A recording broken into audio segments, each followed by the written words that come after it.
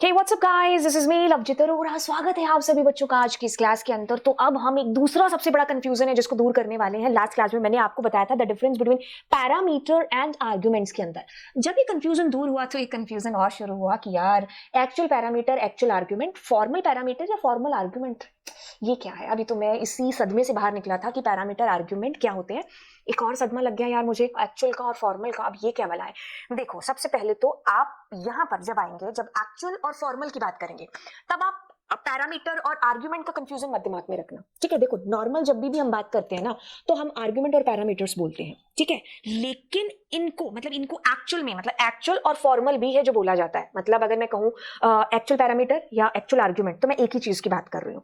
अगर मैंने कहा फॉर्मल पैरामीटर या फॉर्मल आर्गुमेंट, तो मैं एक ही चीज की बात कर रही हूँ। ये टेंशन मत लो कि एक्चुअल के पीछे आर्गुमेंट लग रहा है, कभी उसके पीछे ये पैरामीटर लग रहा है। उसके ऊपर ध्यान नहीं जाना चाहिए आपका जाना चाहिए एक्चुअल और फॉर्मल के ऊपर, ठीक है? बाकी जो पैरामीटर आर्गुमेंट का अंतर है ना, वो तो वही है जो है। बात आपको ध्यान से ये सुननी है कि आपको एक्चुअल और फॉर्मल के ऊपर ज्यादा ध्यान है जो यहाँ पर देना है कि दोनों में क्या अंतर है, ठीक है? मतलब कहने में हम एक्चुअल पैरामीटर, एक्चुअल ये आर्गुमेंट बोल देते हैं, फॉर्मल पैरामीटर और फॉर्मल आर्गुमेंट बोल देते हैं, ठीक है? आपको ध्यान देना है एक्चुअल पर और फॉर्मल के ऊपर।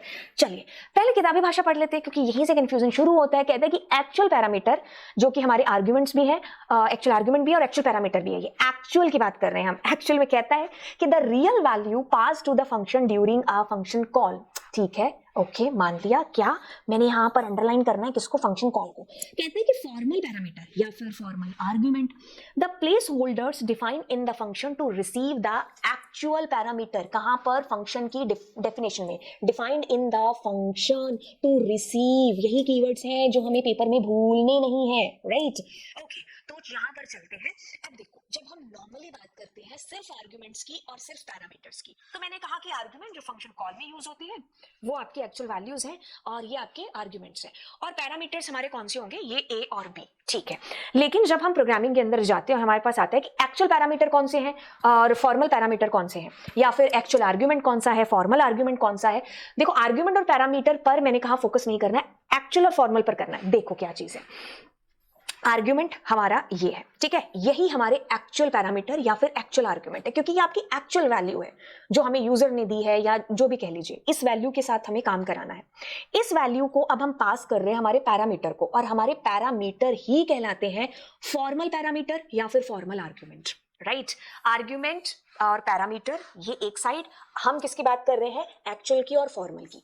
हमारे आर्गुमेंट्स ही एक्चुअल पैरामीटर और एक्चुअल आर्गुमेंट है, और हमारे पैरामीटर्स ही हमारे फॉर्मल आर्गुमेंट और फॉर्मल पैरामीटर है, ठीक है? तो ये फॉर्मल वैल्यूज है, मतलब फॉर्मल ही हमने डिक्लेयर किए। ये एक्चुअल डेटा है हमारा, इसको हम पास कर रहे हैं ए के अंदर और बी के अंदर। आप एग्जाम्पल के लिए कुछ और ले सकते हैं, जैसे मैंने कहा 89, और यहाँ पर मुझे एक और वैल्यू लेनी पड़ेगी, जैसे मैंने लिया के, ठीक है? और मैंने इसको प्लस कर दिया के को, ठीक है? तो अब आप बात को ध्यान से सुनेंगे, मैं इसको एग्जीक्यूट कर दूं। अब देखिए क्या चीज है, बड़े ध्यान से सुनना है आपने कि ये मेरा फंक्शन जो है डेफिनेशन है, ठीक है? ये मेरा फंक्शन डेफिनेशन है, right? Okay, this is my function definition. अब मैंने जब आपको समझाया था कि पैरामीटर कौन से हैं, तो मैं एक बार करती हूँ पैरामीटर ए, बी और के, और जो मेरे आर्ग्यूमेंट है, ठीक है, वो कौन से हैं? 10, मतलब एक्चुअल वैल्यूज हैं ये आपकी, ठीक है? 89। अब जब हम एक्चुअल पैरामीटर की और फॉर्मल पैरामीटर की, या फिर एक्चुअल आर्गुमेंट की और फॉर्मल आर्गुमेंट की बात करते हैं, तो जो एक्चुअल शब्द है ना, वो इसके साथ जुड़ा हुआ है। ये आपकी एक्चुअल वैल्यूज हैं, ठीक है? ये वाली वैल्यूज।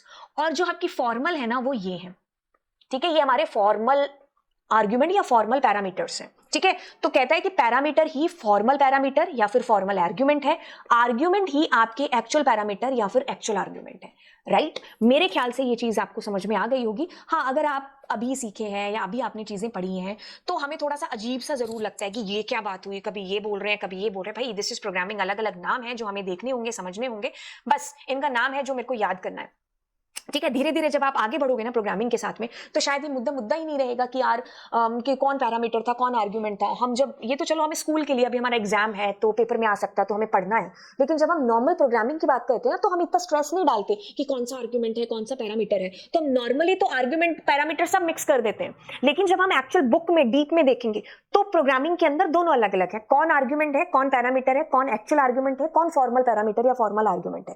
तो हमें अगर प्रोग्रामिंग को बड़े ढंग से सीखना, तो ऐसे छोटे छोटे डीप चीजें भी सीखनी होंगी, और वैसे भी ये कंसेप्ट हमारे एग्जाम में आ सकता है, तो हमें उस हिसाब से भी इसको उस तरीके से पढ़ना होगा। वैसे मैंने आपको बार बार इतनी बार याद करके बता दिया, अब आप नहीं भूलोगे। चलिए, हाँ, एक शॉर्ट ट्रिक मैं आपको बता दूं। जैसे शॉर्ट ट्रिक में क्या था, जिसे मैंने याद किया था, ए फॉर आर्ग्यूमेंट कौन से हैं, ये 10, 20, 89, और ए फॉर एक्चुअल कौन सा है, वो भी यही है, मतलब आर्ग्यूमेंट ही एक्चुअल है। ओ माय गॉड, इससे अच्छा इजी तरीका आपको कौन बता सकता है। चलिए फिर आपको मिलते हैं अगली क्लास के अंदर। अगर आपको लगता है कि कोई ऐसी चीज जो आपको मुझसे पढ़नी है और ऐसी जल्दी जल्दी पढ़नी है बट अच्छे ढंग से पढ़नी है, तो कमेंट सेक्शन किसके लिए है, भर दीजिए कमेंट सेक्शन। दोस्तों के साथ में इस चैनल को भी शेयर करिए। बाय।